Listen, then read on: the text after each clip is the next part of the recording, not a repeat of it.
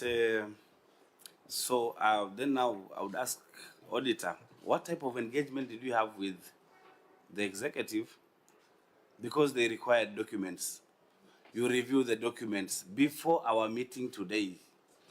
If you had actually engaged, you must have asked for the payment plan. Now the governor is saying, we don't know if we are required to give the documents to the auditor.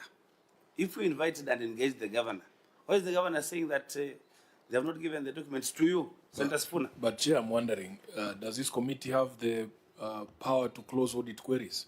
The person who raised the audit query is the Auditor General, so that when you are supplying documents in response to even the conversations here in the Senate, if you send it to the Auditor General, to the control of budget, for instance, make sure that you send it to the Auditor General as well, so that when we sit here, the Auditor General is the one we pose those questions to. We are like, have you seen it? So it is supposed to be straightforward, Governor, that the person who, the originator of the query, must be the one you satisfy. The rest of us are just downstream. Once they tell us that they are happy, the query is closed. Secondly, there is ongoing audits. I was doing my exit meetings last week before I went to the Jamboree in Mombasa with the Auditor General for the ODM party.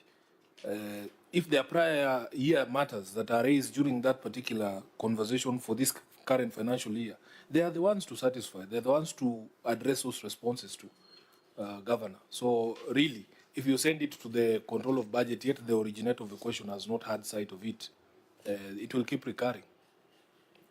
I think then there's a miscommunication. We are responding here to a Senate follow-up matrix on the act decisions made at Senate. Yes. We are not responding to the auditor because this question came from Senate. So what we did, we prepared for Senate. I think the confusion is on your end. Just let the governor. The other times when we are going through normal audit, the auditors come to the county and audit, and we do management responses to the auditor. But this letter did not come from the auditor. I think the confusion comes from them because it's the first time we're doing follow-up of our a Senate hearing. It's the first time. Yeah. It's the first time. So we didn't know that we're supposed to do whatever the Senate provides us. We're supposed to go back to the auditor and then come back to the Senate. We assumed we prepare for Senate and come to the Senate. So that is where the miscommunication is, because then there should have it should have been a bit clear that we clear with the Auditor General and then come back. We thought we were coming to report to the Senate. Senator Sifuna, then Senator Wambua. Chair, there's only one way, Governor, an audit query is closed, and that is by the Auditor General, the originator of the query. We are not originators of the queries. In fact, the ones we make here are recommendations, you know. So if you have not provided documents, because they are the ones to do the verification. For instance, if you are required to present payment vouchers to support a certain expenditure, if you bring those documents to me, there is nothing I'm going to do with those documents because I don't have the capacity to do the verification. So those documents should go to the Auditor General, and then you say, when they are here, that is why sometimes, Chair, we have adjourned meetings of this committee where responses have been sent to us and not to the Auditor General, because they are the originators of the query. So it is not too difficult for me, the way that I see it. You, for instance, a recommendation has been made that you do a payment plan. It is a recommendation that has come from the Senate. You send that payment plan to the OAG.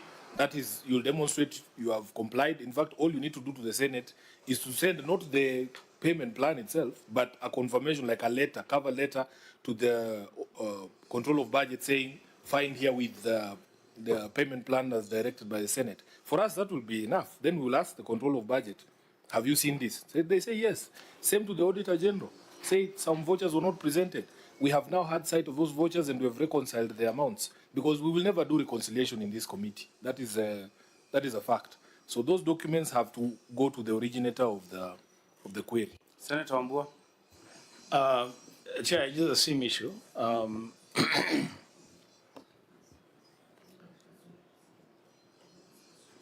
The governor is busy with the CEC. They are consulting on something.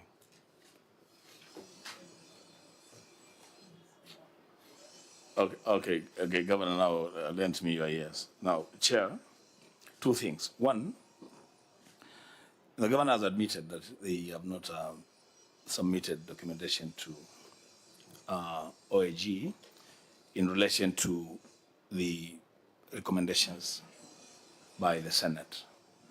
And for me, that perhaps is where this engagement ends, because you see, our recommendations are based on the queries. And the office that has raised the queries is the OAG. It is for them to make the final determination whether that query has been dealt with sufficiently. In the absence of that, then what we are doing here, we will be attempting to carry out an audit here. It's not possible. It's not practical. If the OAG has not seen the responses, then I'm actually wondering what are we engaging on? Because when you ask the OAG whether they have received payment vouchers or supporting documents, and those documents are not available, what are they going to be responding to? Chair, Yes, Chair, may Governor. say something? If maybe I would give an example, like for the areas, let's say, for example, documents were submitted late. The documents were submitted to the Auditor General, and that query was actually accepted as closed.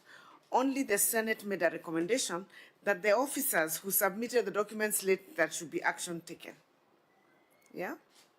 No, that is not the position. No, that is the position of the previous. No, the position is, we'll look at the queries, you'll answer to them what we write to you, isn't it? And then we'll do a report so that we go and implement. Now we're looking at the status of the implementation of the recommendations. If you have implemented the recommendation, it is us to close those queries. How do you close them? We close them by satisfying the auditors that you've answered the queries properly in this meeting. Then now we say this one is addressed.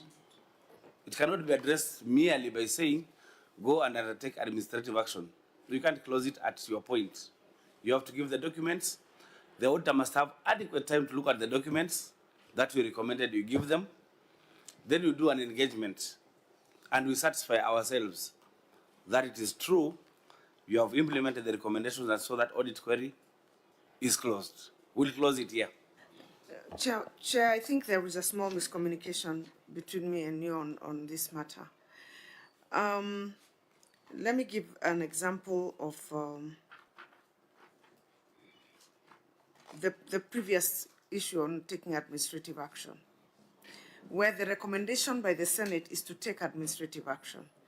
Because by the time we came, we had already submitted the documents to the auditor, and the auditor had accepted the issue is cleared. However, Senate felt that because some of those documents were provided late and arose as an audit query, even if the auditor agreed with us, administrative action should be taken on the officer.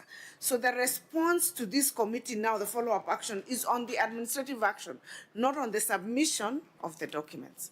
I don't know whether I'm overcomplicating, but that issue had actually been closed during the audit.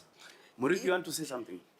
Chairman, I wanted to say that even where documents have not been submitted to the auditor late, sometimes they are brought to the office of the Auditor General. The auditor will not have time to conduct additional tests because they're already back in the office, they're not in the field. So submitting late the documents is not going to help. Thank you, Chairman. Does not resolve the issue.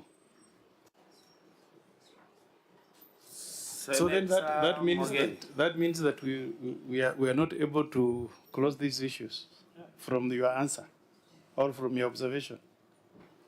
I wanted to say that even if you bring a document late to the auditor will not have time to conduct additional tests. And that's the reason why he wasn't asking for the documents in the first place.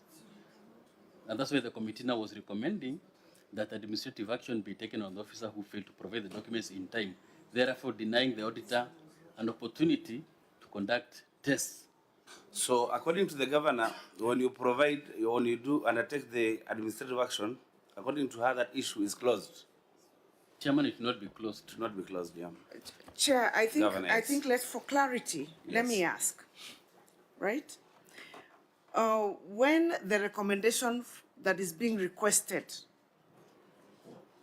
right, is because the issue was resolved during the hearing of Senate, but the Senate said the office of the county governor undertakes administrative action against the responsible officer who failed to provide the documents to the auditors at the time of the audit in accordance with this Act etc. That is the recommendation we've been given. The recommendation here is not on documents because the issue of documents was closed during the hearing. That's why I'm saying we're going back to reopen an audit hearing that has already happened. The only issue, despite that issue having been closed, Senate felt that we should take action on the officer who submitted documents late, who caused there to be a query when there shouldn't have been a query in the first place. Yes. Okay? So the recommendation here is